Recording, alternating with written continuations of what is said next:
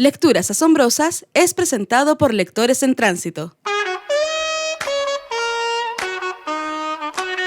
Aquí no nos importa el género, época o autor de un texto, siempre y cuando se convierta en una lectura asombrosa. Desde este momento, te dejamos con Ángeles Barrera y asombrosos invitados, por Radio USEC.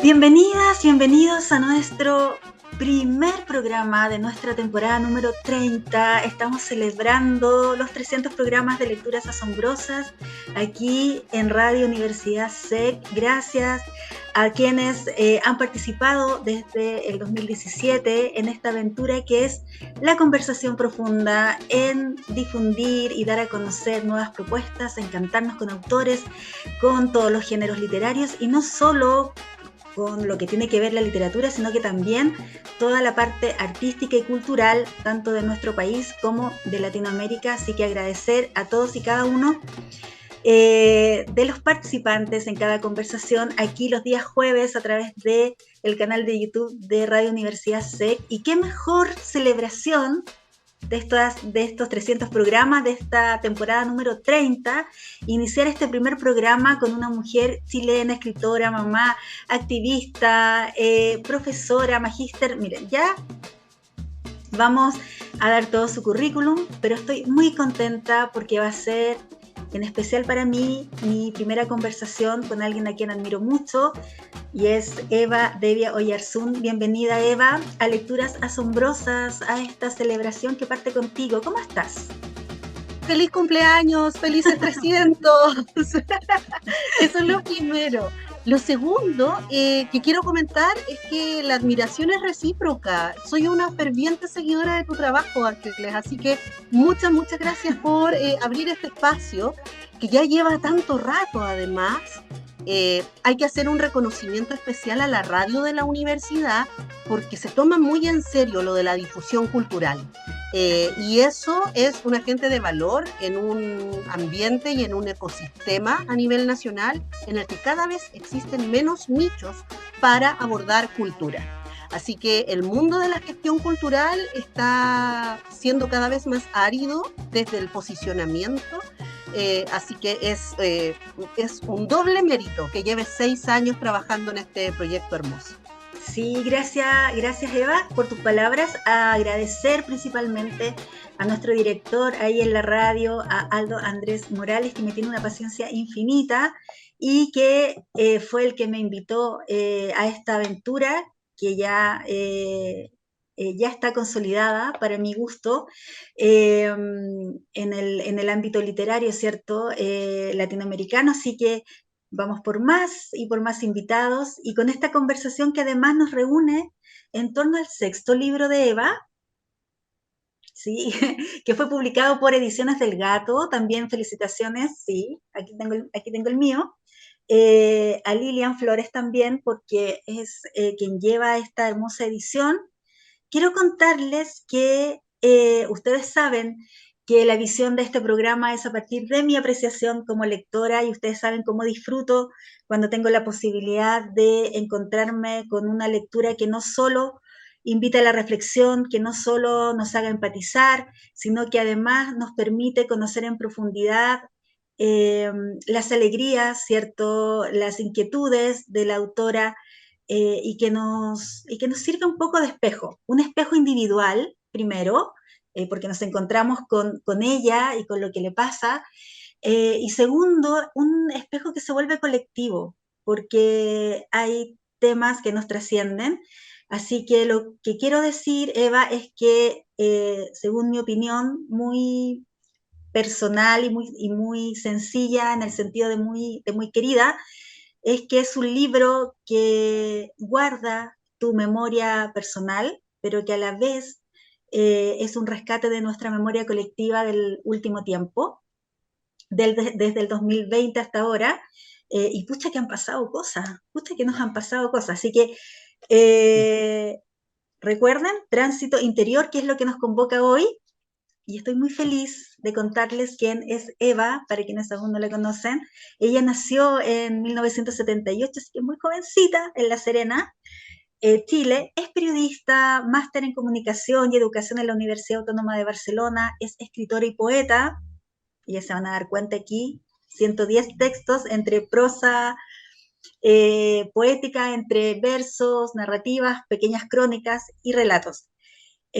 Integra el colectivo Autoras Chilenas Auch Más, que también vamos a hablar de eso, y la Sociedad de Derechos de las Letras, SADE.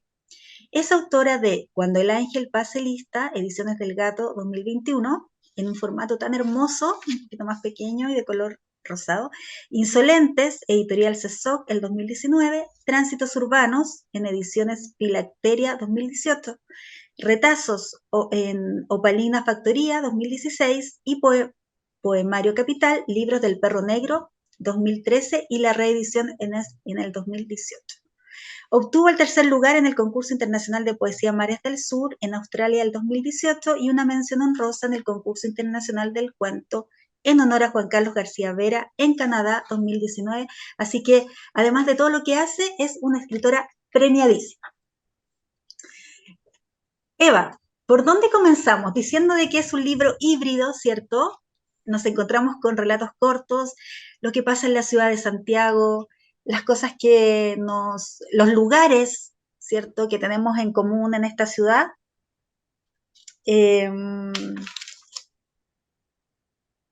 Tu mirada profunda, estoy leyendo mis apuntes porque no quiero perderme nada.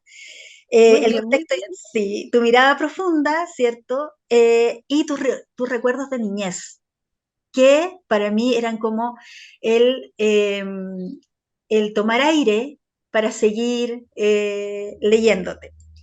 Y la forma de escribir, narrador en primera persona, ¿cierto? Unos poemas muy clásicos, prosa poética, pero además una narradora muy vital, y que tiene una gracia, tránsito interior, que el lector o lectora, en este caso yo, me sentí acompañándote mientras escribías.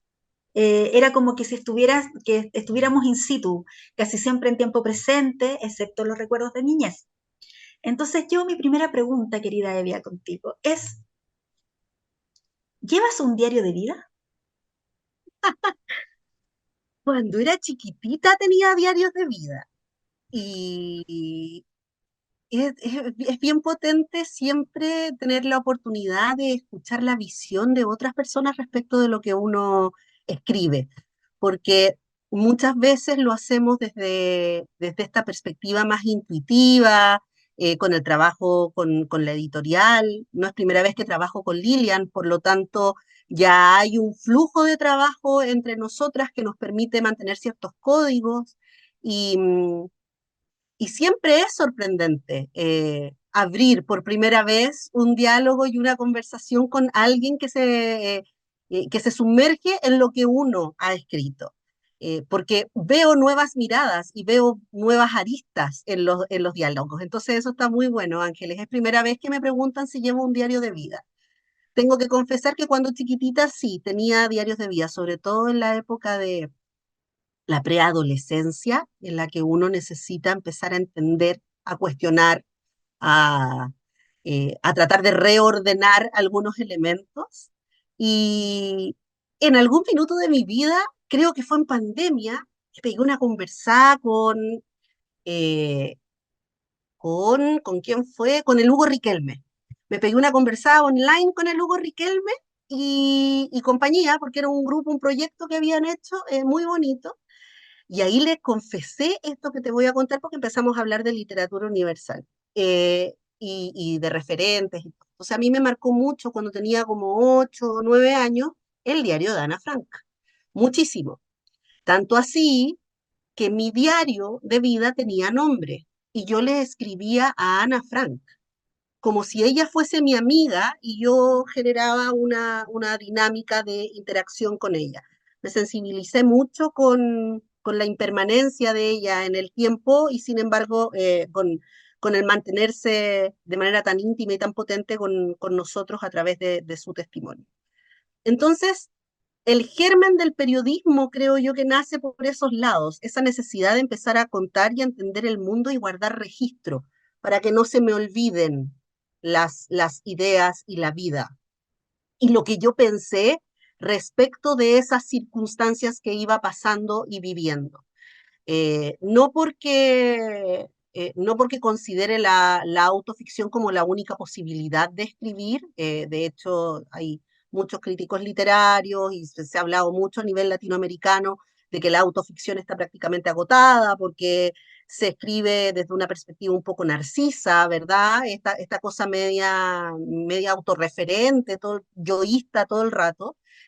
Y soy una convencida de que no, de que es posible generar autoficción desde una consideración empática, entendiendo que hay una dinámica de espejo más que un échenme flores porque esto me pasó a mí. Y desde ahí creo que es importante la escritura en primera persona como un desafío para salirse de este exhibicionismo propio de la autoficción, que no concuerdo con ella y por eso le porfío a los críticos y a los expertos latinoamericanos diciendo que está agotado. Y creo que el tránsito interior es precisamente un reflejo de eso, porque es autoficción, sí, también hay visos autobiográficos, además de la autoficción, pero también maneja crónica. Entonces hay un trabajo de hibridación, que también es una corriente súper propia de América Latina y que es necesaria, porque así somos una mezcla de elementos, y por lo tanto la idea es romper los bordes y chasconear lo más posible las escrituras. Me cuesta mucho escribir encasillada en un solo formato, muchísimo. Entonces escribo en distintas formas y cada cierto tiempo voy agrupando esas formas y voy dando formas a literaturas. No tengo diario de vida hoy, sin embargo, tengo carpetas virtuales o reales, porque escribo donde me pille y como me pille, eh, con material. Entonces, a veces se me arranca una poesía y pues lo tengo que guardar donde están las poesías. Luego crónica, porque soy periodista y escribo constantemente crónicas, sobre todo pensando en el acontecer, en el mirar hacia afuera. Y los otros textos, las narrativas y las ficciones van en una carpetita aparte. Sí, se podría definir, lo leí y te escuché, ¿cierto?, en otras conversaciones con otros colegas, tránsito interior, ¿cierto?, movido por estos hilos que convergen en ti, la maternidad, el feminismo, la escritura y la política, además de el recuerdo y la añoranza, ¿cierto?, estas partes biográficas que podemos encontrar y que para mí son como esos halls mentolados, ¿cierto? Cuando estás con, hay mucha tensión en algunos escritos, ¿cierto? Mucha fuerza vital en muchos escritos, pero cuando tú nos llevas a tu infancia, no todo es alegría, obviamente, pero sí nos permite ese respiro, ¿ya? Eh, esto es cómo se define tránsito interior. Pero, ¿cómo te defines tú, Eva? Uh. Yo me defino como Eva. Te voy a contar algo que me ocurrió hace muchísimos años atrás. Como soy una fiel amante de la palabra, nada que hacer, tengo esa condena desde muy chiquitita. Alguna vez, en una etapa un poco triste de mi vida, estaba saliendo de mi primer quiebre emocional importante, mi primer matrimonio ahí, caputó, y una entrañable amiga que me imagino ambas conocemos, Mariana Ales, me hizo un regalo maravilloso. Me abrió una puerta hacia el infinito. Me dijo que me quería regalar una lectura de cartas de su padre, Jaime Ales. Y yo fui, con todo mi dolor y mi duelo a cuesta, fui a ver por primera vez a Jaime, con quien me he reencontrado a lo largo de la vida en infinitas ocasiones. Hemos tenido conversaciones maravillosas, hemos presentado libros juntos, le he presentado libros a él. Bueno, ha sido muy delicioso ese proceso. Y Jaime, barajando las cartas, me pregunta, ¿cómo te llamas tú? ¿Quién eres? Y yo empiezo con esta explicación, siempre, porque ¿para qué hacerlo simple si lo podemos hacer complicado? Entonces yo le digo, es que depende, porque yo tengo tres nombres. Mi primer nombre es Eva y es el que ocupo en el ámbito profesional. Mi segundo nombre es Mayen y Mayen me dice mi entorno familiar y mis amigos de toda la vida. Y mi tercer nombre es Mercedes. Y Mercedes, bueno, me llamo Mercedes porque todas mis bisabuelas se llamaban Mercedes. Jaime, sin dejar de revolver las cartas. Y me dice, ¿y cuál es tu nombre? Es que depende, por de nuevo, de acuerdo a lo que le había explicado. Me dice, ¿tú sabes lo que significa Eva? Sí, claro, le dije, en hebreo significa la que da vida. Mm. Eva significa mujer. ¿Tú sabes lo que significa Mayen? Sí, claro, le dije, es un nombre muy bonito porque es originario, es Mapuzungún, y significa niña mimada o niña regalona. Y él se rió. Y me dijo, bueno, no te han dicho Mercedes todavía, ¿no? No, no me han dicho Mercedes todavía. Ok. Pero tiene que ver con tus abuelas. Sí, tiene que ver con tus abuelas. Entonces, sobre tu nombre, sobre tu identidad, están las tres etapas de la mujer. Está la niña, que es Mayen, está la adulta, la mujer, que es Eva, y están las ancianas en el nombre Mercedes. Define tú dónde te quieres parar hoy día y desde allí empieza a llamarte como quieres ser conocida. Y eso me marcó tanto, tanto, Ángeles, tanto, tanto, tanto, que de allí en adelante yo tenía todo un tema con el nombre Eva, porque cuando era chica, en el jardín infantil, una monja, porque estaba en un colegio con monjas en la Ligua, y una monja que debe haber amanecido con un pie un poco atravesado tal vez, me dijo que por culpa mía andábamos todos vestidos y yo llegué muy compungida diciéndole a mi mamá que era el pecado original que yo había cometido porque no entendía nada. No conocía el pecado en ese entonces, claro, tenía 4 años, 5 años. Y de allí en adelante me abuené con el nombre Eva. Y te estoy hablando ya bien tardío en mi vida. Hace mucho rato que me decían Eva, pero a mí todavía no me gustaba el nombre. Y de allí me encantó, me encantó. Entonces creo que esa definición, el de tratar de integrar el Eva, el Mayen y el Mercedes, todo en uno, es muy bonito y es muy potente. Por eso también la significancia de los nombres de mi hija están escondidos ahí en el tránsito urbano. O sea, perdón, en el tránsito interior.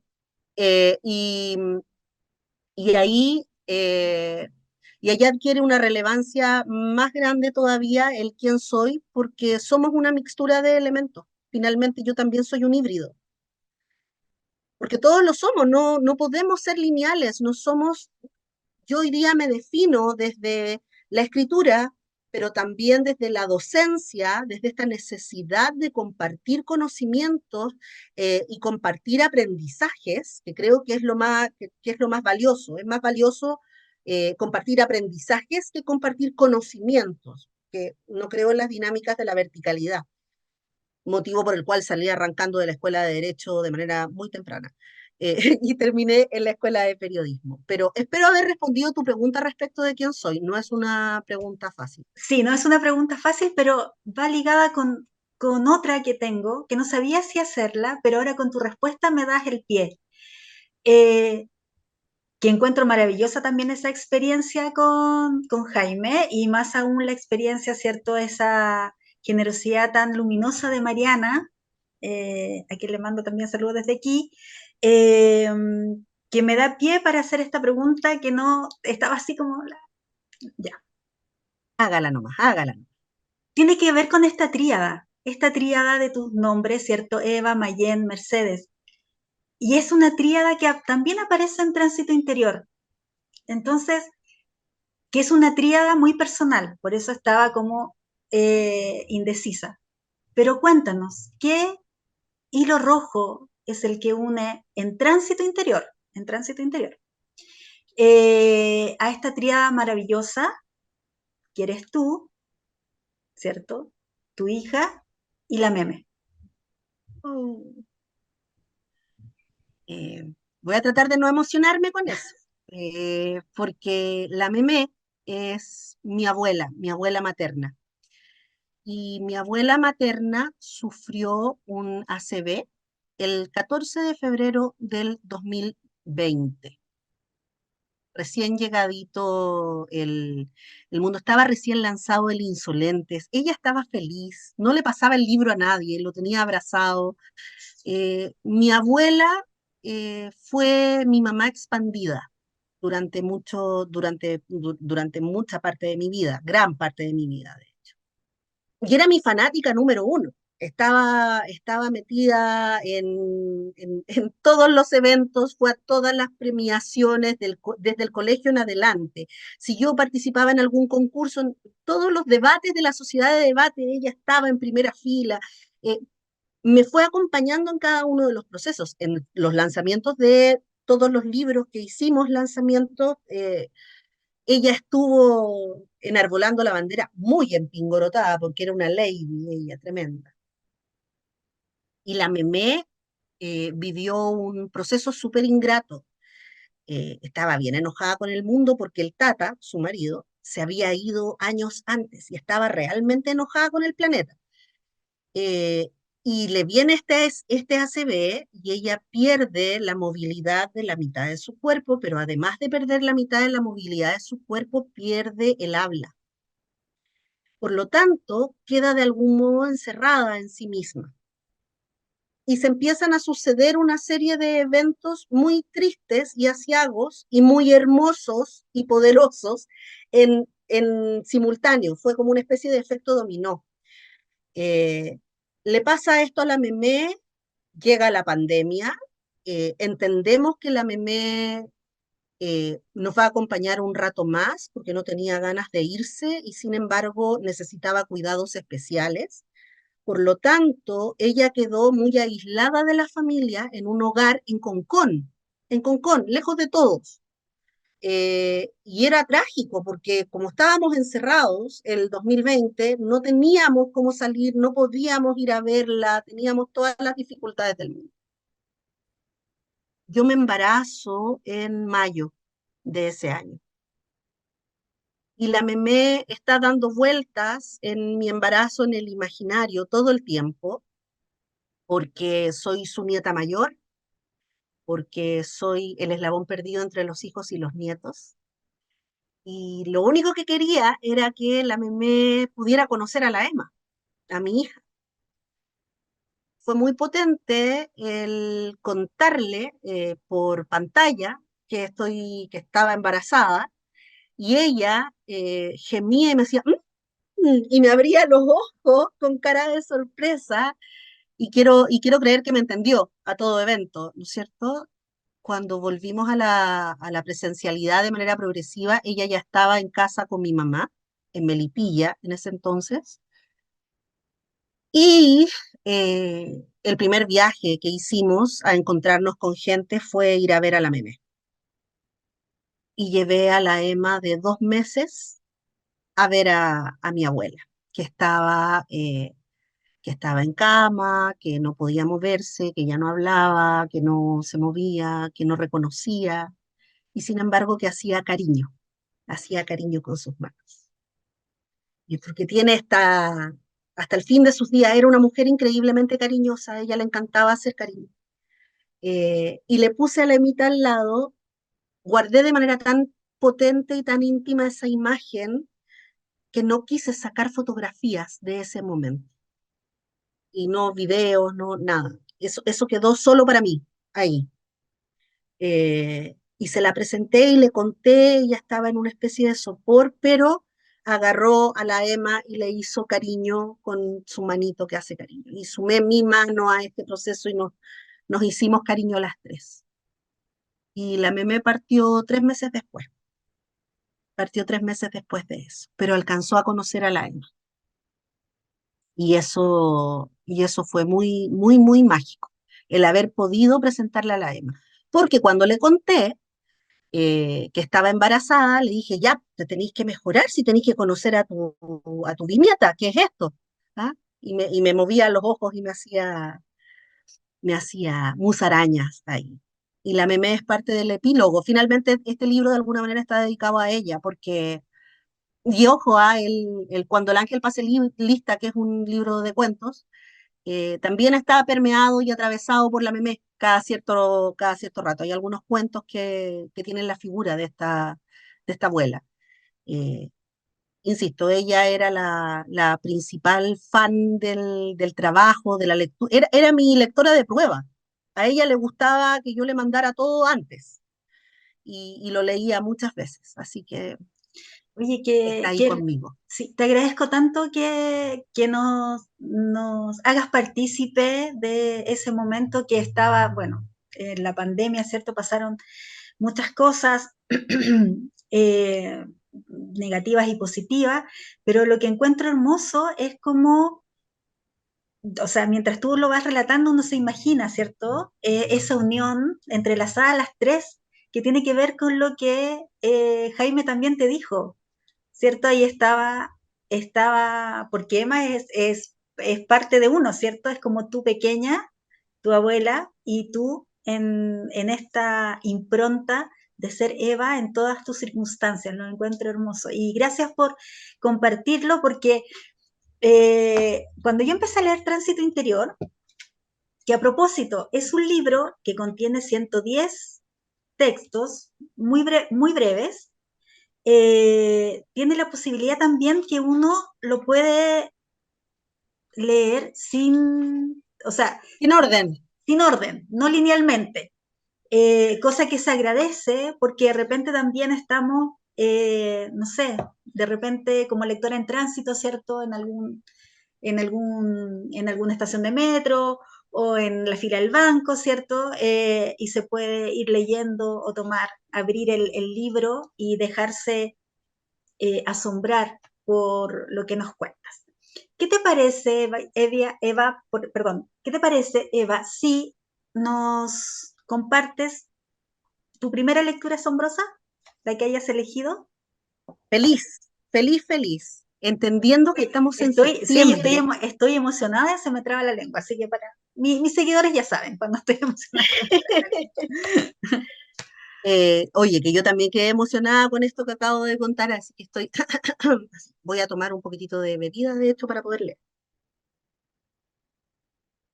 Entonces, aprovechando que estamos en septiembre y que las circunstancias de la vida pareciera que son tan anacrónicas de repente, quiero leer el primer texto del libro, que se llama Septiembre, precisamente. Anoche una preadolescente se acercó a la mesa donde tomábamos café en Providencia para venderme un horrible espantacucos multicolor. Tenía la mirada dulce, una voz clarita, la sonrisa prístina y sus manos ennegrecidas. Me contó que cumplía años hoy y que estaba juntando dinero para la torta. No le pregunté su nombre, pero tengo la certeza de que se llama Chile. La metáfora es increíble. Una de las características de tu escritura es esa forma tan vivaz de sumergirte en lo que está pasando, de estar vivaz en el sentido de consciente, de estar tan consciente de lo que pasa a tu alrededor, o sea, te acompañamos en el metro, estás en la fila del supermercado, regresas no sé, a un verano en el campo, esa avidez se siente, se palpa, que uno dice, oye, pero si estoy al lado tuyo, yo soy la que estoy al lado tuyo, yo iba contigo en el metro, al lado, ahí donde, ¿cierto? Venía Yo también lo vi. claro, yo también vi el perrito que venía vestido, también lo vi.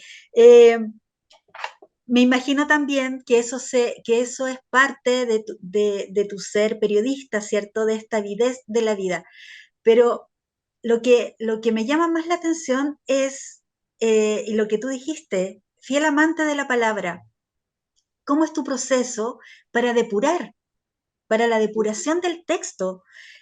Porque uno, claro, uno como lectora, ¿cierto? Se acomoda, o va en la micro, en el metro, ¿cierto? Y uno lee las décimas para la Violeta, por ejemplo, ¿cierto? Ah, mira, justo las quería leer más ratito, así que dejémoslas Sí, guardadas, dejémoslas guardadas. dejémosla Un guardada. No, bolón pero que me pegué. me refiero, claro, y uno dice, ¿realmente son décimas? A ver, ¿aplicó bien? Sí, bien, está aplicado. Hasta como que uno entona, ¿cierto? Con las décimas cuando uno va así como haciendo la palla, perfecto, está perfecta, perfecta. No hay que cambiarle nada, no, nada. Pero ¿cómo ese trabajo de depuración, siendo tan amante de la palabra y siendo tan ávida de la vida, de lo que acontece, ¿cómo lo haces? Porque además es quitarle tiempo a tu trabajo, a tu hija, al paseo, al domingo, no sé. Cuéntanos Uah, todo. uf, a ver, hay que tratar de depurar para poder sintetizar todas estas preguntas en una sola, ¿no? Y, y lo primero que quiero comentar es que no hay que tomarse la vida ni la literatura tan en serio. Eso es lo primero. Siento que el gran error que comete la mayoría de la gente que tiene esta maldición de la escritura es buscar una elevación prolija, muy elitista, del cómo entregar este conocimiento o estas habilidades. Y tiene mucho, mucho que ver con el ego. Tiene mucho que ver con el ego. ¿Por qué? Porque quiero demostrar que yo soy una persona que sabe tanto, entonces utilizo palabras inextricables para desarrollar este proceso. O quiero mostrar que soy profundamente filosófico para, eh, para que me miren y digan, uy, que sabe, ¿ah? O, uy, si es tan inteligente, uy, si está profundo.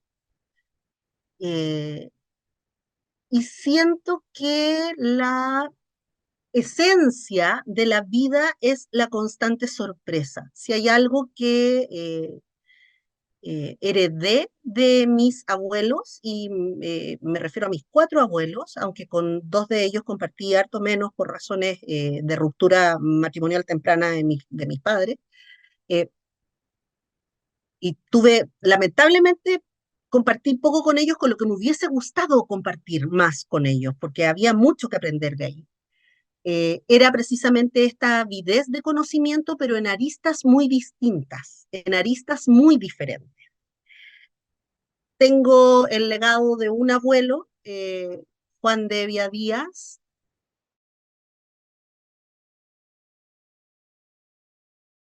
los gremios de trabajador incansable en ese camino desde el norte, con un tema político muy profundo en la época del golpe. Tengo una mujer fortachona hasta decir basta, que es doña Ana, mi abuela, deditos verdes como ella sola, mis dos abuelas eran muy dedos verdes. Y tengo esta avidez de conocimiento por entender los ciclos de la naturaleza y el espacio que me lo heredó mi abuela Ana. Además, esa fuerza de salir para adelante. Ella tenía este dicho muy españolado, producto de sus ancestros, que decía más nada basura, y vamos para adelante, ¿no? Era una vieja muy chora, muy, muy chora. Y se fue a los 92 años y a los 92 antes de irse, dijo que si había algo que nos podía enseñar es que la vida era increíblemente corta. Y nosotros la miramos con cara de ya, pero en serio, si tenéis 92, ¿cómo? ¿Cómo? Y sí, me pasa frecuentemente que esa vocecita pasa cuando veo cómo ha crecido mi hija, por ejemplo.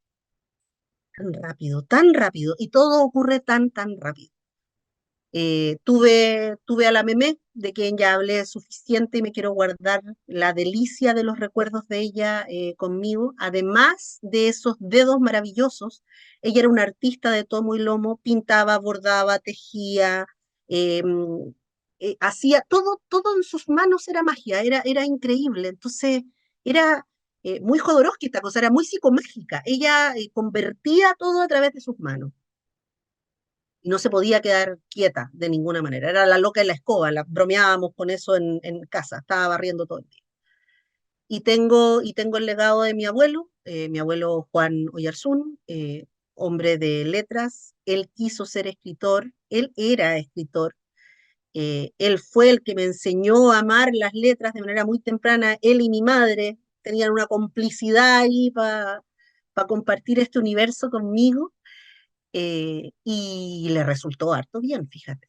Y sin embargo, leo los textos de mi abuelo, y hoy día desacralizando esta imagen con muchísimo respeto y amor, digo, es uno de los hombres más importantes de mi vida por lejos, pero también noto un rango de soberbia en su literatura, porque hay un acervo de lengua y de trabajo que hace que necesites leer sus textos con un diccionario. Y eso es algo que yo no quería que me pasara. Y mi mamá suele comentar que coincide plenamente con tu juicio, Ángeles. Dice que mi lectura es harto más empática desde allí, desde este frescor de la vivencia y del compartir. Y debe ser porque como me enseñaron a leer chiquitita y empecé a leer mucho, tuve la fortuna de tener una biblioteca muy nutrida en casa, en todas las casas en las que estuve, pude picotear y acercarme a las literaturas de acuerdo a los niveles de identificación y a la creación imaginaria de mundos que me iban generando. Por ejemplo, cuando leí Nuestras sombras de María Teresa Budge, fue muy potente en el plano personal porque coincidía con la época del divorcio de mis padres. Entonces lo hice muy mío y lo abracé mucho porque además yo vivía en el campo y a esta chica la mandan al campo. Entonces había todo un trabajo allí. Eh, y entendí que la literatura que conecta solo con la razón y no con la emoción no permanece en el alma de las personas. No cala, no entrega. Y comprendiendo además que lo íntimo y lo personal es profundamente político y que me he construido feminista a lo largo del tiempo, siento que, y soy una firme convencida de que la experiencia de la maternidad, todas las reflexiones vividas en pandemia, abrir las intimidades de una depresión previo a todo esto, la efervescencia de la confianza en el futuro que tuvimos en algún minuto y que ahí se nos va quedando, se nos desgrana a veces, otras veces aparecen visitos de esperanza. No lo viví solo yo, lo vivimos muchas personas. Entonces, como lo vivimos muchas personas, porque muchas personas fueron madres durante la pandemia, como lo vivimos tantas y tantos, era importante conectar con esas otras, con lo mismo que me pasa con por lo menos los 2 o 3 libros anteriores, salvo el Insolentes tal vez. El Insolentes tiene una visión un poco más de investigación, hay un trabajo, pero también hay un trabajo de mucha empatía. Recuerdo que cuando lo presentó Vivi Ávila y en ese entonces Victoria Valenzuela, hoy María Marzocchi, que acaba de lanzar un libro recién. Eh, Ellas comentaban en el lanzamiento en Valparaíso, justo antes de que nos encerráramos, que la gracia del Insolentes era que parecía que yo les contara casi como cagüino, como chisme, la vida de la Violeta Parra. Oye, no, y no sabéis nada de lo que pasó, porque resulta que esta chiquilla andaba por aquí, pasaba por allá, y es un poco el desafío de esta escritura, de desacralizarla, de aterrizarla, para conseguir el desafío máximo, que es democratizar la lectura y el conocimiento. Amo los gatos. Vi una cola de gato ahí. ¡Ay, qué precioso! ¡Qué lindo es! Así que creo que eso ocurre con mi trabajo. Y si miro en retrospectiva, mi primer libro me parece muy malo y altamente pretencioso, por lo mismo, porque tenía estas mañas de utilizar términos complejos, lo que hace que una poesía sea súper pesada y muy árida y muy desconectada de las demás personas. Pero claro, yo estaba atravesando por procesos intensos personales y necesitaba tirarlo afuera, ¿no? Hay una mirada distinta ahí. Sí, oye, no, es que me parece genial porque, eh, primero, porque eres tú fiel y coherente, ¿cierto? A ti misma, a los temas que te gusta abordar y cómo te gusta escribir. Y segundo, que a través de estas microhistorias, ¿cierto? Esta es la mía, mi gata, que le gusta lecturas asombrosas. Eh, También permites que los lectores se animen a escribir, se animen a escribir. Eh, Sabemos que la escritura, ¿cierto? Tiene muchas facetas, desde la terapéutica, ¿cierto? Hasta la de conocimiento, la de poesía. Así que encuentro que esta construcción tuya como escritora es muy valiente, primero, porque permites que todos tus ámbitos, ¿cierto? Converjan en esta forma tan tuya de escribir y que se hace muy amigable, muy empática, muy vital y que nos hace reflexionar. Y cuando yo digo eh, es guardar tu memoria personal, ¿cierto? Porque va a pasar el tiempo y vas a tomar en algún tiempo más Tránsito Interior o tus otros libros y vas a leer y vas a decir, oye, este fue el momento en que me sentí así, ¿cierto? Y cómo he avanzado o cómo sigo ahora a partir de ahí. Y eso también lo vive el lector. Claro, pues uno dice, oye, sí, y esto pasó en pandemia. ¿Y qué estaba haciendo yo en pandemia? ¿Qué hice? ¿Qué productivo hice? Yo feliz por estar con por mis tres pollos, mis cuatro, dije, mis tres pollos encerrados, eh, también con esa angustia de ver tanta gente que fallece. Eh, Eso, quería invitarte para que quienes nos siguen, nuestros seguidores de Lecturas Asombrosas, se den cuenta de esta forma tan empática de escribir, que nos leas o que nos recites, que nos declames, que nos cantes las décimas para la Violeta. Que seguimos Ah, estamos empezando con el 18, ¿sí? Estamos muy en ves que sí, po. septiembre, Es como décimo. aro, aro, aro. Hay que leer las décimas para la Violeta. Te cuento el backstage de las décimas para la Violeta. Por supuesto.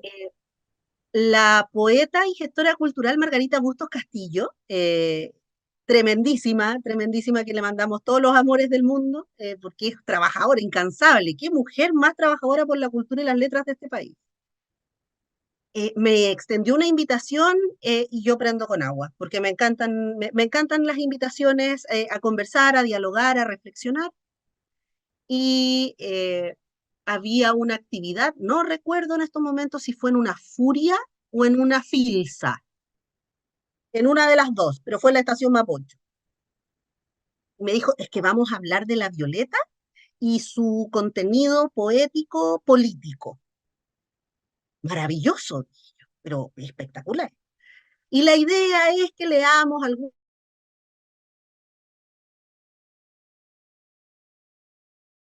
Y esto fue un sábado. Y yo fui a hacer clases, porque tenía que hacer clases un sábado, y ese sábado no llegó nadie a la sala. Nadie, porque era septiembre, ponte tú, no sé, el punto es que no llegó nadie. Y yo estaba con esto de no tengo nada para leer a la altura de la Violeta y la política, tan política la Violeta. ¿Qué política es la Violeta?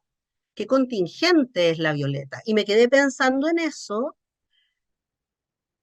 y empecé a jugar con el lápiz y así salieron estos que además llegué con el manuscrito así borroneado a leerlos a la estación Mapocho. Y así salieron las décimas para la Violeta. No fue un texto muy trabajado, muy depurado a lo largo del tiempo, que estuve meses fraguando. No, para nada. Me metí y dije, ya, porque la Violeta, el idioma de los parras es muy de décimas, así que tirémonos con una décima para ver en qué hubiera estado la Violeta en el estallido social. Ese era el desafío mental mío, en qué hubiera estado. Y así salió la Violeta, las décimas. De hecho, no tiene otro nombre, son décimas para la Violeta. En el canto de la plaza, saltando en primera línea, cansada de la entrelínea de tanta vil amenaza, sin duda de capataza, se vería la Violeta, corazón de metralleta, aguerrida violentista, odiando al capitalista, ondeando una bicicleta. Vocera de la injusticia desde tiempos ancestrales, demandas tan naturales, hastiada de la malicia, por culpa de la codicia tan reviva y sin mordaza, carroza sin calabaza para nuestra cenicienta, que arranca del gas pimienta mientras su canto abraza. La violeta es puro grito, doliendo tanto despojo, nos arrancaron los ojos en un satánico rito. Quieren decirnos que es mito, pero yo tengo memoria. Queda en los libros de historia. Buscaremos la justicia ante el horror y malicia de esta afrenta decidora. La violeta nos inspira a juntar la furia loca que se arranca de la boca cuando la injusticia mira. Con la pluma llena de ira se me escapan estos versos, un poquitito dispersos, pero con la meta clara, que en mi prosa no faltara la condena a los perversos. Yo la quiero a la violeta y la admiro con razón. Ella es puro corazón entre tanto anacoreta. Con su alma de proleta deja huella de conciencia. Pucha que tuvo paciencia. Llamó todo por su nombre. Rico, rico, pobre es pobre. Y la crítica es decencia. Lo popular junto es fuerza, lo popular junto es vida. Hablo un poco por la herida con la memoria en retuerza. Hay dignidad que se ejerza contra cualquier imprevisto. A la derrota resisto y la violeta me avala. Con el chuzo y con la pala, hasta el cansancio, yo insisto. Con esto voy terminando esta breve intervención que añora mucho el perdón de quienes van escuchando, porque me estoy desarmando, ya me fui para otro lado y quiero volver al llamado inicial de estas palabras. Juntas, toitas las cabras, no perdemos lo ganado.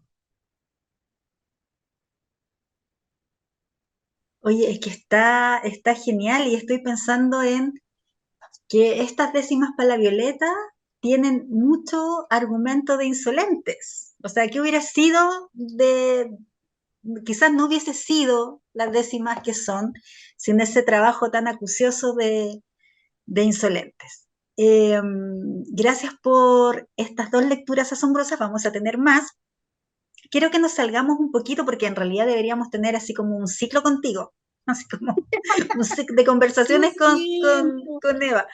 Soy muy buena No, para hablar. no, pero es que a mí me encanta. Mira, yo para una pregunta me voy, redondeo, así tengo todo mi mente funciona así.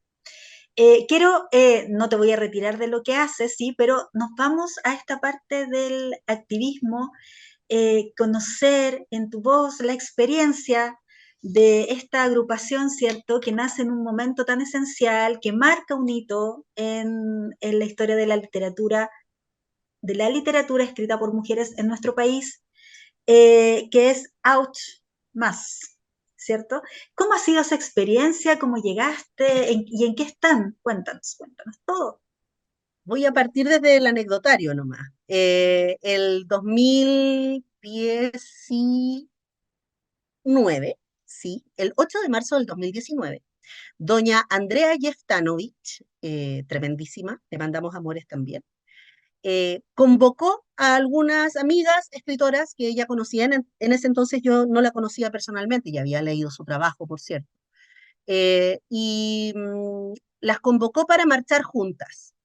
Improvisaron un cartel que decía "Cuestiona tu canon", y marcharon, deben haber sido unas 8 o 10 escritoras juntas. Entre ellas la Nona, la misma Andrea, creo que Carmen Berenguer se sumó a este llamado. Y desde allí, ese es el germen que marca nuestro inicio, y de hecho nosotros celebramos años de historia y años de vida, los 8M, por lo mismo, porque allí nació oye, ¿y si nos juntamos entre nosotras? A mirarnos, a conversarnos, a entender que si bien el oficio de la escritura es muy solitario, escribir y ser mujer en un país como el nuestro tiene algunas demandas extras y algunos sacrificios extras, eh, que debiésemos desnormalizar, para poder mirarnos y validarnos dentro del circuito también, porque hemos sido sistemáticamente pisoteadas, y esto no es de víctimas ni nada por el estilo, sino que es un hecho de la causa. Miremos, Elvira Hernández acaba de recibir el Premio Nacional de Literatura, bien, estamos felices con eso, pero habían pasado 73 años desde que Gabriela Mistral había recibido el Premio Nacional de Literatura, y son las únicas dos poetas reconocidas en toda nuestra historia con ese galardón. Se han recibido otros en otras instancias, pero con ese galardón quedaron ellas dos nomás. Esperamos que esto se resarza a lo largo del tiempo, y ahí hay una paradoja bien interesante que si quieres podemos conversar en otra ocasión, que es el cómo emparejamos la cancha, entendiendo que hay tanta desigualdad histórica. Pero bueno, partió esto Yo tengo un vínculo bien bonito con doña Caro Brown. Nos las dimos incluso de podcasters en algún minuto. Hicimos unas conversaciones bien bonitas. Y a Caro la conozco porque es amiga de mi marido, y a raíz de ese vínculo nos conocimos nosotras y fue literal palabra a primera vista, no nos paró la lengua nunca más. Y cada vez que nos juntamos, bueno, ahora está difícil porque está al otro lado del planeta, pero he visto su avance literario con mucha, mucha admiración y con muchas porras en el camino. Y la Caro me dijo, oye, te voy a mandar una invitación porque resulta que tú eres escritora, tú, tenés ya 3 libros publicados y sí, tenéis que pertenecer a esta cuestión. Bueno, dije yo. Entonces yo no participé en la primera marcha, pero me subí a la segunda reunión, a la segunda reunión. No estuve en la primera, estuve en la segunda. Y de allí no me salí nunca más. Y es muy potente porque la experiencia de Auch, que el nombre mismo, esta onomatopeya que muestra dolor, inconformismo, molestia, un poquito rabia de repente, nos representa tanto. Originalmente era con un signo de exclamación, era Auch con un signo de exclamación. Y fue mutando a lo largo del tiempo y hace ya como 2 años sacamos el signo de exclamación y pasamos a hacer más. ¿Por qué? Porque queríamos hacer evidente nuestro feminismo transeccional. Queríamos entender que no abrazábamos solo el feminismo desde la perspectiva tradicional, si se quiere, sino que abrazábamos todas las posibilidades de feminismos y todas las complejidades sociopolítico, económicas, religiosas, valóricas que implica el ser mujer, la identidad mujer. Y ese es un desafío precioso porque en Auch convergen muchos estilos, muchas realidades. Es una agrupación sumamente líquida. ¿En qué sentido es líquida? Que va mutando y se va reformulando cada cierto tiempo. No tenemos una orgánica directiva porque no creemos en la verticalidad. Trabajamos en formato de comisiones y nos vamos readecuando y conversando y dialogando cada cierto tiempo, y a veces algunas salen y a veces algunas entran y vamos mutando en estos procesos. Cuando en la época en la que fuimos más, con mayor urgencia, éramos como 120 escritoras.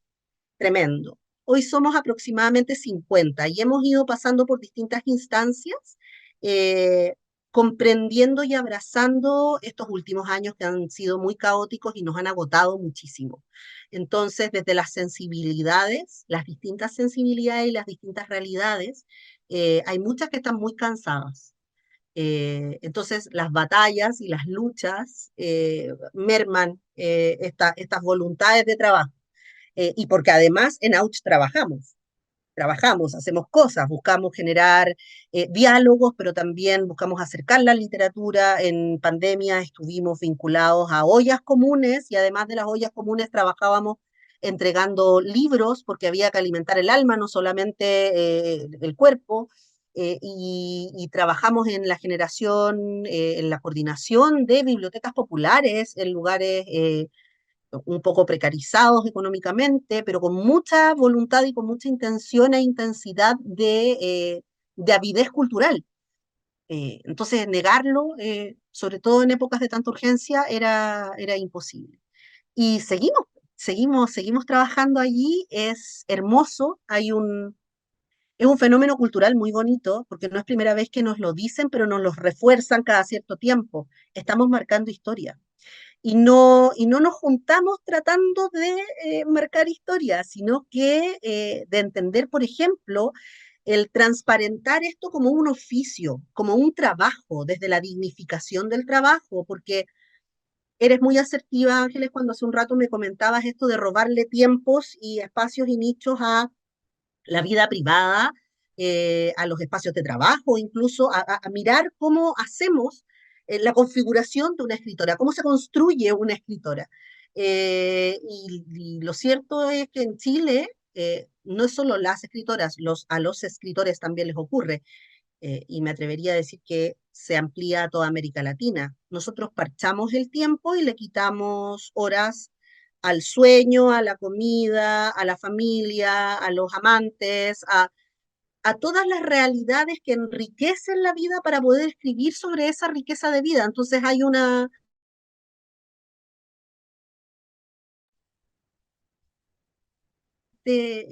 esta mala comprensión, esta comprensión errada de que los escritores tenemos esta cosa como que nos sobra el tiempo y escribimos por hobby. Pero que Escribimos por ahí se hobby. demuestra la dicotomía o las dicotomías frente al proceso artístico, ¿cierto? Así es. Porque, claro, es un oficio, pero es arte, es lo que hace que un pueblo se identifique con una cultura, ¿cierto? Es la base de, no sé, de toda la educación. O sea, pensemos en que se le enseña a los niñitos en pre-kinder o en kinder. Eh, Y ahí nos podemos meter con la brecha del género en las lecturas obligatorias, que es otro pedazo de tema. Y sí, no me hagas empezar porque ahí no termino nunca más. Pero en serio, porque me enojo en el sí. camino. Eh, eh, pero, pero está, mm, está este tratar de bajar eh, esto de explicitarlo, porque además se piensa que es de mal gusto. Hablar de plata, por ejemplo, es de mal gusto. Pero las dinámicas de la autoedición hoy día versus las posibilidades de que una editorial tipo Random House te publique, y qué pasa con la cantidad y la calidad, porque finalmente las leyes del mercado, que son tan patriarcales, son bastante voraces en ese sentido. ¿Qué pasa con el cuidado de los autores? ¿Qué pasa con los derechos del autor? ¿Cuánto gana una escritora por publicar un libro? ¿Cuántas?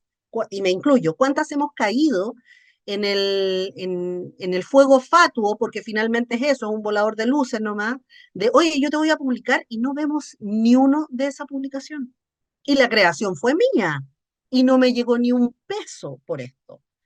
Entonces, es necesario explicitar esto, que parece de mal gusto, porque cómo vamos a hablar de plata, eh, para poder entender que hay todo un trabajo que necesitamos desarrollar y no nos debiese dar vergüenza eh, cobrar por nuestro tiempo, porque es un trabajo, porque es un trabajo. Entonces, obvio que siempre queda al arbitrio de quien hace el trabajo, ¿no es cierto? Quien presenta o quien hace tal charla o quien desarrolla tal taller.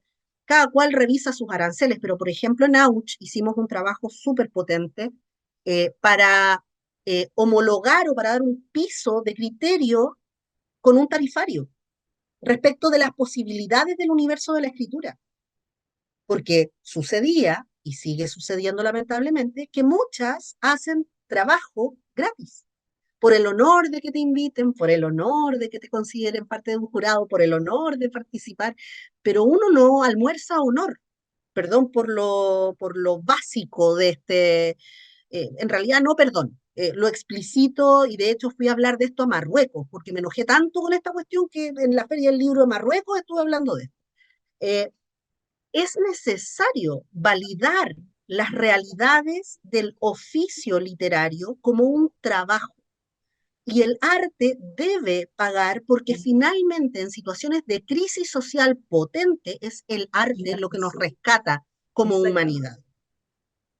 Pongámonos a pensar que hubiese sido de nosotros, ya, no voy a decir libros, porque en este espacio Ángeles probablemente haya sido libros. Quienes nos ven hoy día, tu comunidad, quienes puedan estar compartiendo este espacio, es altamente probable que se hayan refugiado mucho en los libros. Mm. Pero pongámonos a pensar cuánto subieron los bonos de las plataformas audiovisuales tipo Netflix, tipo Disney Plus, etcétera, etcétera. ¿Qué hubiese sido de la humanidad sin series y películas?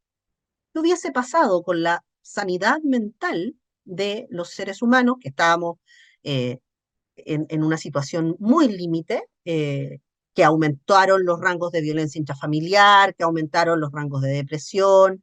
Sabemos cuáles son las condiciones de salud paralelas a la realidad horrible de una pandemia, y ya veníamos mermados por este estallido, veníamos con una serie de situaciones inconclusas, lo que hace que nuestro país sea un poquito bipolar, po, y bien entre la Bastante, yo diría depresión. tripolar. Tripolar. Sí, es que es muy, sí, y Sí. estas intensidades que se desbordan por todos lados. Entonces, sin arte, sin asumir la conciencia de la inversión en cultura y en arte, las posibilidades de tener una sociedad más sana se nos van a la punta del cerro, a la punta del cerro. Entonces yo aplaudo mucho, con un rango de escepticismo, debo decirlo, pero aplaudo mucho esta intención que mostró el presidente de aumentar un 60% los recursos para cultura, pero por otro lado veo el descalabro administrativo que existe dentro del ministerio. Que hay, conozco gente, escritoras, que fueron revisoras y evaluadoras de proyectos que debieron pagarse hace medio año y todavía no pasa nada. Y Y en los así, tiempos, y van atrasados en los tiempos de las convocatorias, de todo, de todo, sí. de todo. Es Sin ir complejo. más lejos, yo puedo hablar por mi experiencia personal. Yo hice 2 temporadas de podcast con Carolina Brown en época de pandemia. Mis 2 fondos, que fueron 2020 y 2021, creo, eh, yo los tengo informados, están entregados, pero ninguno de los dos están cerrados, porque no han sido tomados, porque hay un superávit, digo, no, yo no estoy diciendo que la gente del ministerio no trabaje, al contrario, trabajan y mucho. Hay una sobrecarga laboral asociada a la gente del ministerio, pero no perdamos de vista que la realidad del Ministerio de las Culturas, las Artes y el Patrimonio es súper precaria porque nació a puertas, se institucionalizó como tal, como ministerio, a puertas del estallido. Mm. Entonces no alcanzó a conformarse orgánicamente de manera robusta para que funcionara lo suficientemente bien, y sin embargo ha tenido que seguir parchando y Mm. solucionando a lo largo de Cosas los que venían años. antes, de antes. Exacto, Exactamente, exacto, sí. del consejo. Mm. Entonces es súper complejo, súper, súper complejo. Y es un escenario estratégicamente importantísimo para la sociedad y para mantener una estabilidad social, una armonía social, porque hambre de cultura existe. Pasa que tenemos que bajarla de este pedestal en el que algunos pocos creen que necesitamos mantenerla. Oye, podría estar conversando toda la tarde contigo. Vamos con nuestra tercera lectura asombrosa, recordando que estamos con Eva Debbie Oyarzún celebrando el primer capítulo de nuestra temporada número 30, es nuestro capítulo 300, y estamos muy contentas. También estamos cerquita de nuestro 7º aniversario, así que gracias, gracias a todos. Vamos con la voz de Eva. Mira, este lo tenía reservado de antes y cae de cajón respecto de lo que hemos estado conversando, porque me preguntaste por Ouch y yo terminé hablando del ministerio, ¿viste? Multiverso. Las redes sociales me retrucan una fotografía desde el repaso diario de recuerdos. En un universo alterno me quedé para siempre en el barrio Bellavista, después de una junta con hermanas escritoras, al fragor de una cerveza decorada con sonrisas y palabras sobre la mesa para crear un mundo más feminista e inclusivo. La Nona, la Mary, la Pía, la Andrea, la Lari, la Caro y algunas más. La brisa evoca un trueno de lacrimógenas lejanas y la urgencia de revuelta cosquillosa en el ambiente. La imagen siguiente me licúa. El último 8M antes de la pandemia. Un puñado de nosotras fue a refrescar ganas y gargantas al hoy extinto Rincón de los Canallas, en calle Tarapacá. En la foto coexisten pañuelos morados y verdes con servilletas escritas, malabaristas de los muros y las columnas del espacio estrecho pero amoroso. La Moni, la Fran, la Lili, la Conti, la Jime. Acaricio la pantalla, queriendo devolvernos al presente con esas mismas ganas, con esos mismos sueños de nuestro mundo antiguo, tan distinto al actual.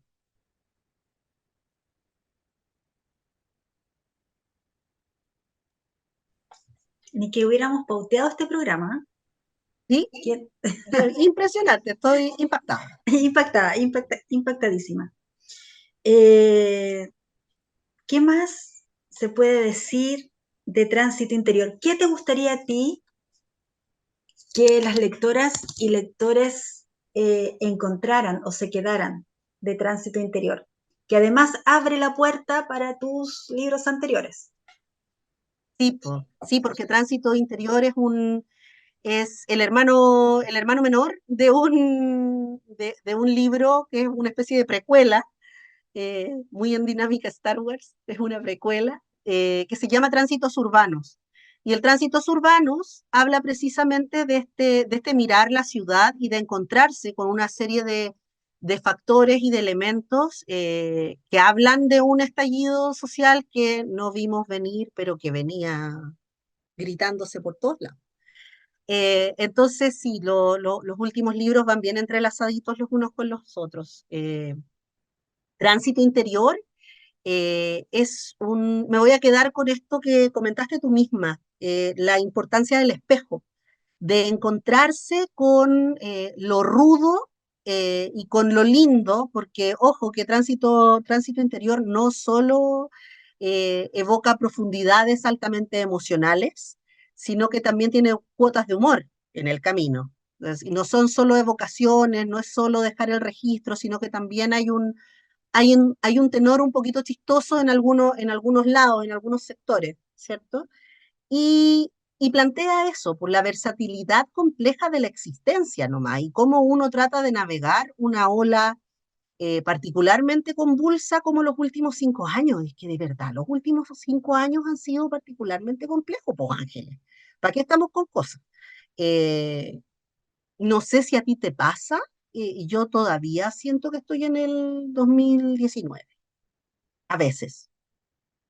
Digo, no, pero ¿cómo? Si esto pasó, ay, no, no pasó ayer, fueron 5 años. Fueron 5 años. Wow, sí. Y generar conciencia de eso también trae de manera gentil, diría yo, trae, trae a la colación este presente inmediato que se nos arranca por un efecto de estrés postraumático, porque ha sido tan intenso, tan complejo, tan invivible en tantos sentidos, que a veces es mejor borrar, porque necesitamos recuperarnos de alguna manera, entonces es mejor que no lo veamos, que no lo miremos, porque me recuerda a mis propias oscuridades, pero, y aquí me pongo media budista para mis cosas, todo tiene que tener un complemento. La luz solo se dimensiona o se experimenta en contraste con la oscuridad. Eh, Solo podemos mirar y mirar y abrazar y contener y sanar, sobre todo sanar, a través de la contemplación sin juicio de valor también. Hay que mirar todo lo que nos ha ocurrido. Ojo, que yo digo esto de la contemplación sin juicio de valor y Tránsito Interior está llenísimo de juicios de valor, porque es una mirada muy personal. Y sin embargo, necesitamos ver y revisar las distintas miradas. Soy una fanática de la historia como fenómeno. Yo quería ser profe de historia entre medio de todas las cosas que quise ser cuando chica. Y, mm, y siempre pataleo en lo personal porque la historia la escriben los vencedores. Entonces, me da mucho susto que la versión oficial del estallido, la versión oficial de la pandemia, la versión oficial de Pradenas, la versión oficial de Catrillanca, la versión oficial de tantas cosas que han ocurrido, eh, termine maquillando esto y mostrando algo que no es. Y me quiero detener 5 segundos allí respecto de algo que salió en el lanzamiento, no en el lanzamiento, en una charla que hicimos en el Forestal, en la que leo Forestal de tránsito Interior, eh, respecto de las generaciones actuales y su visión respecto a la democracia. Tu generación y la mía, que es la misma, tenemos en alta valía la democracia, porque sabemos lo que costó llegar a la democracia. A lo mejor no en primera persona porque éramos bastante pequeñas todavía cuando ocurrió este proceso y no tuvimos un rol protagónico, eh, pero sí a través de nuestros hermanos mayores, nuestros tíos, nuestros padres, nuestros abuelos, ¿verdad? Entonces hay llagas potentes asociadas al cómo parchar la memoria de las familias para poder construir un presente. Y está el riesgo, y aquí mezclo un poco lo que decía Diamela Elquit en una conversación que tuvimos hace muy poco en la Biblioteca Nacional. Diamela decía que el gran triunfo del patriarcado y del capitalismo es esta visión constante de que importe solo el presente y que se nos olvide un poquito la historia, porque hay que mirar para adelante, hay que sanar las heridas, hay que construir futuro y que no nos importe mucho el ayer. En base a eso, en base a eso, este gran triunfo del capitalismo, del patriarcado, hace que se debiliten los valores que tienen que subyacer en una sociedad. Tal vez la democracia no es perfecta, es altamente probable que no lo sea. Y sin embargo, todavía como humanidad no conseguimos encontrar una fórmula mejor que la democracia. Mientras no seamos capaces de articular un sistema político mejor que la democracia, tenemos que seguir defendiendo la democracia a todo evento. No nos quedan otras alternativas.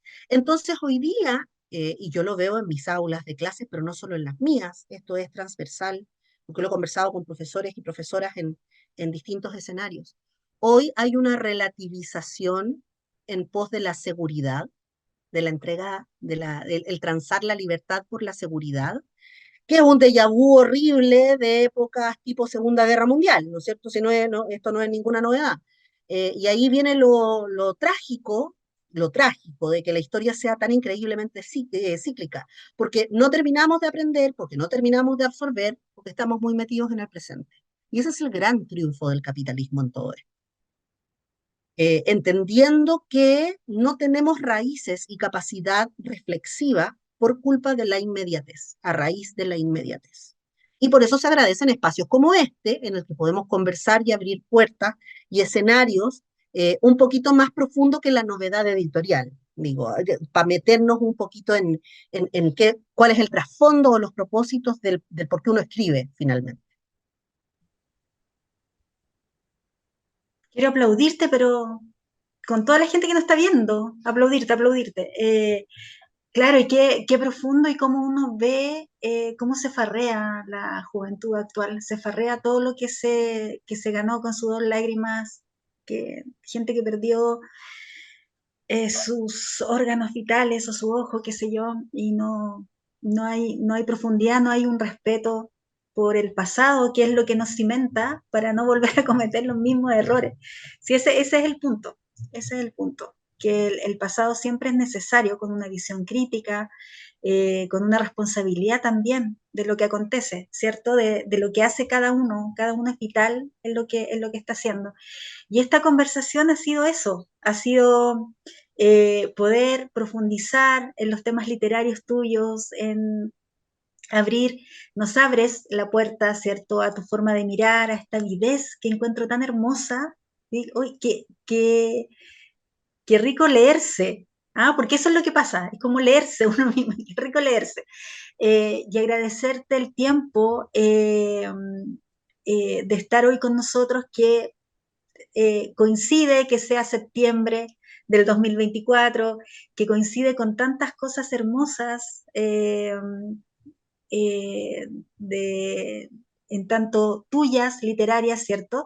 Y antes de finalizar, quiero que me comentes este ciclo, dar una mención especial a Lilian Flores, que no solo es la editora, ¿cierto?, que tiene Ediciones del Gato, sino que además es la editora en la revista Te Leo, que es una revista que nos pone en el tapete lo que está pasando, ¿cierto?, con la literatura, con los escritores, lo que se viene, de qué se está escribiendo, eh, eh, que también es una alternativa para llegar a mucha más gente. Y tú me estabas contando que hay un ciclo que inició la Teleo, la revista, que también tuviste la posibilidad de abrir junto con nuestra gran y querida Pía Barros y también con Lilian. Cuéntanos de esa experiencia, de ese ciclo, para que estemos atentos y no fallar en la segunda y en la tercera sesión.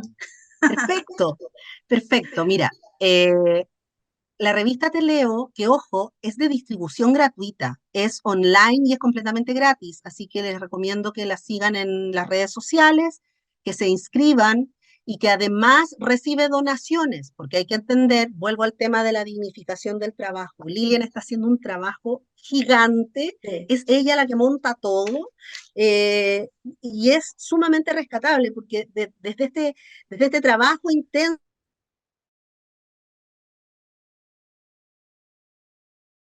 eh, a la Lili se le ocurre abrir estos nichos y estos espacios. Entonces es muy maravilloso. Y la revista Te Leo eh, dio el puntapié inicial a las actividades culturales paralelas a la reinauguración del Museo Casa Colorada, al ladito de la Plaza de Armas. Este museo estuvo cerrado por 14 años a raíz del terremoto del 2010, estuvo cerrado hasta hace un par de semanas atrás. Y la semana pasada, recién pasadita, tuvimos la posibilidad de hacer un primer conversatorio en el que la propuesta de la revista Te Leo es abrir un nicho y un espacio para repensar los lanzamientos de libros o las producciones de conversatorios propiamente tal. Entonces, el trabajo o el desafío central se basó en, Lilian acaba de publicar una novela llamada Caer. Eh, Pía Barros acaba de publicar recientemente un libro llamado Costras, que es potentísimo. La novela Caer también es muy buena. Yo caí redondita. Y yo que había publicado en diciembre Tránsito Interior.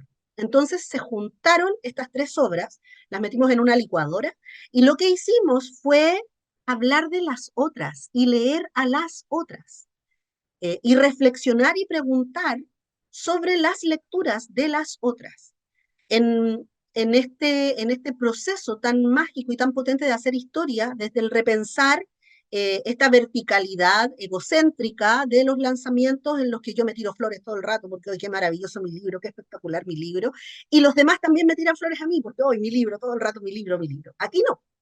Hicimos un trabajo, Lilian también es aucha, Pía también es aucha, las miembros de Ouch nos decimos auchas, y por eso convergemos todas allí y hay mucho material. Además, estamos haciendo, van a venir otros, así que tienen que estar ahí al ojo.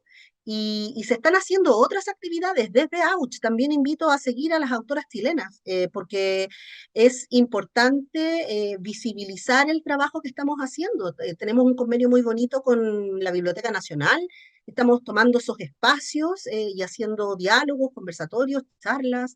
Tenemos muchas talleristas en el camino eh, y salen experiencias muy bonitas en los talleres, además de los tremendos talleres que hace la Pía Barros. Digo, está Mary Rogers, que también hace talleres, está la Monse Martorell, que tiene sus talleres, le mando cariños también, porque está a punto de ser mamá, más encima, cosa más linda, está ahí ya a puertas a puertas. Pero bueno, eso, hay mucho que está ocurriendo. Yo estoy impartiendo en estos momentos un taller, viene otro en camino, un poquito más adelante. Estoy muy contenta con los talleres. Les invito a seguir a Ediciones del Gato si les interesa leer Tránsito Interior o algún otro libro por allí. Siempre encuentran mis libros en las editoriales de donde salieron, digo, en Editorial CESOC y en Ediciones del Gato. Allí es donde están siempre. Hay stock todavía de por lo menos los últimos 3 libros, así que ahí pueden hincar bien. Y sigan a las autoras chilenas. Sigan a las autoras chilenas. Querida mía, ha sido un privilegio, un honor conversar contigo, profundizar.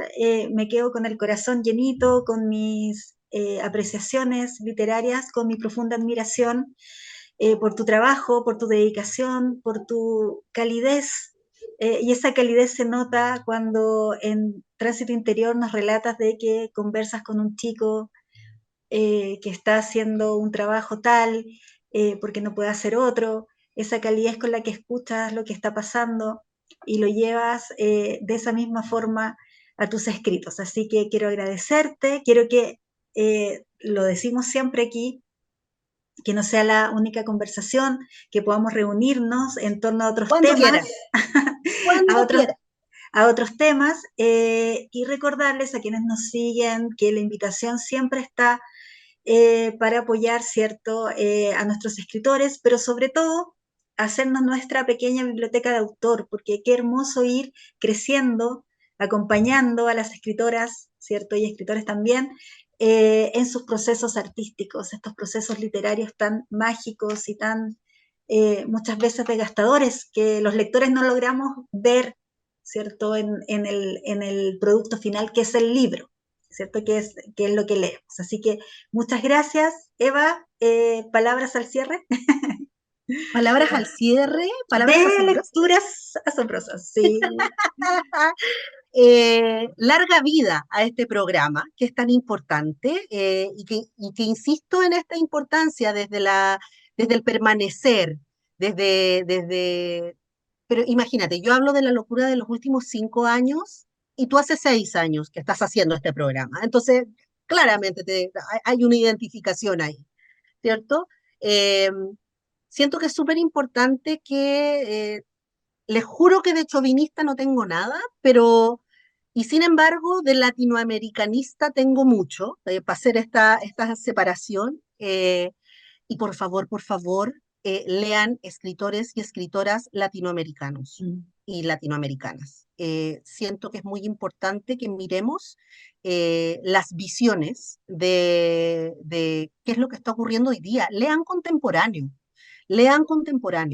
Y, y, y no teman, si pudiera dar una recomendación, no teman en abrirle puertas a personas que están iniciando procesos literarios.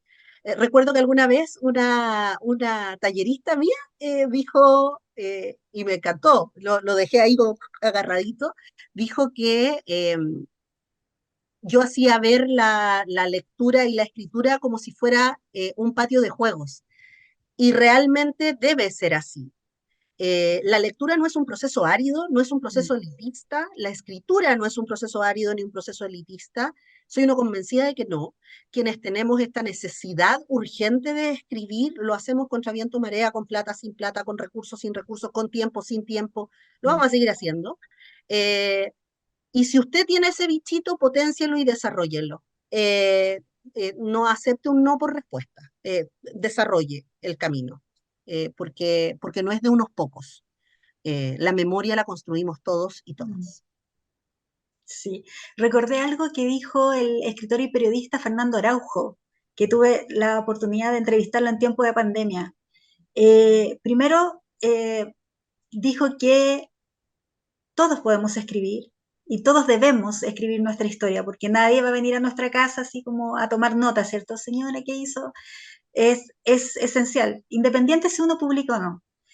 Y ese pensamiento me lleva a otro, que es lo que tú acabas de decir, no temerle a la autoficción, ni como escritora, escritor, ni como lectora, ni como lectores. Absoluto. No hay que temerle a la autoficción porque es allí donde nos espejeamos, ¿cierto? No estoy diciendo que los otros géneros no, pero son diferentes formas de llegar, ¿cierto? De reflexión y de profundidad de las cosas que están pasando. Así es. De hecho, en algún minuto Isabel Allende, la tremendísima doña Isabel Allende, a quien le mandamos amores también, eh, trabajé con ella por allá por el 2010 cuando fue Premio Nacional de Literatura. Y Isabel hace hincapié en esto, no me lo dijo solo a mí, lo ha dicho en muchas ocasiones. Si uno quiere buscar historias, no tiene que sumergirse en los procesos imaginativos máximos, basta con ponerse a mirar la historia familiar.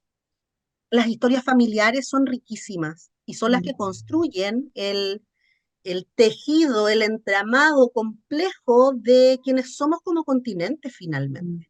Si tuviéramos la posibilidad de acceder a toda esa magia, a todas esas visiones, y voy mucho más allá de lo que se considera como la generación de los hijos, ¿no es cierto? Los que escriben en los 90, donde está la Nona, donde está la Lina Meruane, que son tremendos. Pero va más allá que eso. Necesitamos entender desde el hoy, pero también hacer una retrospectiva de qué es lo que ocurría con quienes van para atrás, para sacarnos este switch horrendo del presente, el presente, y miremos para mañana. Si no fomentamos raíces, nos van a soplar y nos vamos a caer. Lamentablemente va a ser así.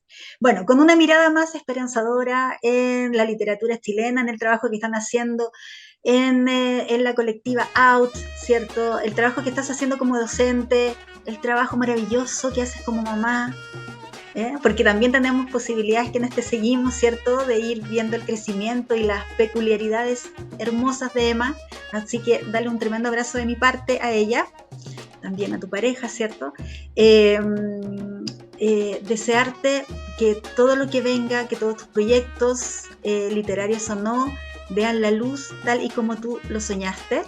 Y a ustedes, mis seguidores de Lecturas Asombrosas, gracias por estar siempre ahí a través de Radio Universidad SEC. Quédense, vienen más sorpresas para esta temporada número 30, más celebraciones, así que los espero. No vamos a estar para el 18 porque todos nos merecemos nuestro tiquitiqui, ¿cierto? Volvemos después del 18, pero pueden ahí en el canal revivir esta conversación y las anteriores. Tienen 300 posibilidades de seguir sumergiéndose en Lecturas Asombrosas. Así que muchas gracias, y gracias a ti, mi querida Eva. Nos debemos el abrazo. Chao, chao. Por supuesto. Chao. Si fuiste capaz de sumergirte en lo más profundo de esta ojeada literaria, ya eres parte de nuestra comunidad. Sintonízanos la próxima semana para otra lectura asombrosa, con la conducción de Ángeles Barrera, solo por Radio USEC.